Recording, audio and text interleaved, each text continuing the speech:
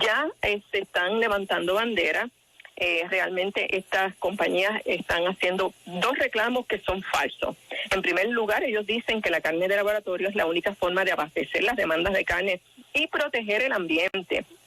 Y esto, Roberto, me acuerda cuando salieron los GMO que alegaban que eran indispensables para acabar con el hambre en el mundo y reducir los usos de pesticidas. Algo absolutamente falso, porque el problema del hambre ha continuado y se ha aumentado e incrementado el uso de distintos herbicidas y pesticidas.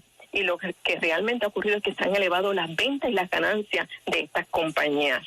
Claro. Yo creo que si verdaderamente se quiere proteger el ambiente, hay que cambiar la producción de energía con el uso del sol, hay que dejar de deforestar, hay que promover la agroecología para proteger los terrenos y la producción de comida en armonía con el ambiente. Y además la gente también tiene que aprender que ciertamente hay que aprender a reducir el consumo de carne por la protección del ambiente, pero también por la salud, porque dietas altas en proteínas aumentan el riesgo de enfermedades como por ejemplo el cáncer. Oiga, conociendo que el pollo es uno de los alimentos de mayor consumo en el mundo, ¿esto tendrá algún efecto nocivo a corto o largo plazo? Bueno, te podrás imaginar qué tipo de sustancias, de hormonas, de antibióticos se tienen que utilizar en la proliferación o el crecimiento de estas células de tejido animal.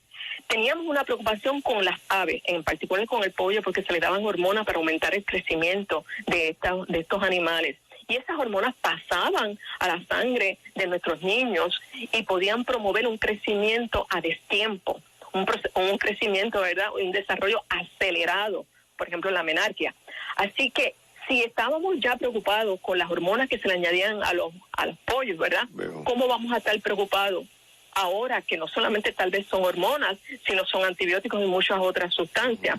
Porque realmente, en el caso, por ejemplo, de las reses que dicen, no, pues ahora hay que hacer este tipo de carne para no sacrificar a los animales. Quiero darte un detalle. En el caso de las reses, para que esto se desarrolle, necesitan el suero bovino. El suero bovino, y entonces lo que hacen es que cuando la vaca está preñada, la desangran, utilizan el feto, y aún el feto vivo van sacando toda esa sangre que después filtran, la llevan a los laboratorios y la filtran, pero sacan toda esa sangre aún con el feto vivo, para entonces utilizar ese suero bovino que va a ser uno de los medios donde se va a crear el cultivo de esas células. Así que, y simplemente dicen que hay que hacer esto para entonces evitar el sacrificio de los animales. Como quiera están sacrificando a los animales. Así que no creo que estas personas y estas compañías tengan de verdad la compasión como un criterio. ¿Se conocen en concreto los componentes químicos que se utilizan para su elaboración, este tipo de pollo en laboratorio? No se conocen de detalles, pero sí se sabe que se utilizan proteínas de bioingeniería en una solución para inducir a las células animales para que sufran una diferenciación a músculo, para que produzcan tejido. Mira, yo creo que... hay manipulación aquí en todo.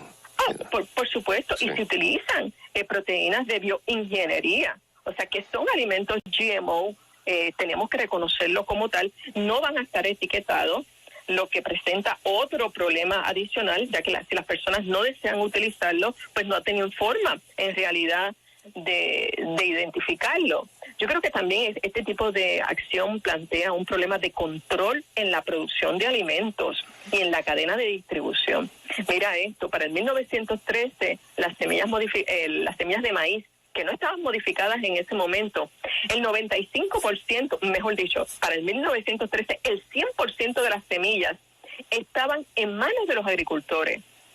Para el 2013 las semillas de maíz, el 95% está en manos de corporaciones. Así que tenemos que entender que este tipo de gestión y de tecnología en la industria de alimentos presenta un control de semillas, un control de alimentos, un control de la producción, y bueno, quien controla los alimentos también controla la vida. Tengo dos preguntas antes de culminar la entrevista, doctora. Hay quien apunta de que este tipo de alimento podría ser precisamente, valga la redundancia, el alimento del futuro. ¿Usted qué cree? Bueno, yo creo que estamos inventando mucho, pero no vemos realmente grandes beneficios. Ya ha pasado con los GMO y, Roberto, esto es un modus operandi. Mira, me acuerdo cuando se inventaron el PCB, los bifenilos polifluorados, un material que se utiliza en equipos eléctricos y de refrigeración, y decían que era seguro, pero para el 1978 hubo que prohibirlo por cáncer luego de tantas demandas e indemnizaciones por daño. Nos quitaron el azúcar, Roberto, y nos dieron los sustitutos de azúcar porque el azúcar era malo, pero los sustitutos son peores, porque también tienen impacto glicémico y dan cáncer y problemas de memoria. Nos quitaron la mantequilla y nos dijeron que la margarina era mejor que la mantequilla. Pero la margarina ahora no solo sube el colesterol, sino que también se asocia a cáncer. Nos dijeron que la manteca era mala y nos trajeron los aceites de maíz refinados y otros GMO que se sabe que producen inflamación y se asocian a cáncer. Nos quitaron el cartón de los platos, ¿verdad? Y nos dieron el styrofoam, que para poderse degradar tiene que pasar más de 500 años, además que también se asocia a cáncer. Entiendo. De igual forma nos dijeron que el teflón, que era los sartenes para preparar los alimentos, que era mucho más saludable, etcétera. No, el teflón tiene unas sustancias que se conocen como PFAS, que se conocen también como contaminantes eternos, asociados a cáncer, disruptores endocrinos, etcétera.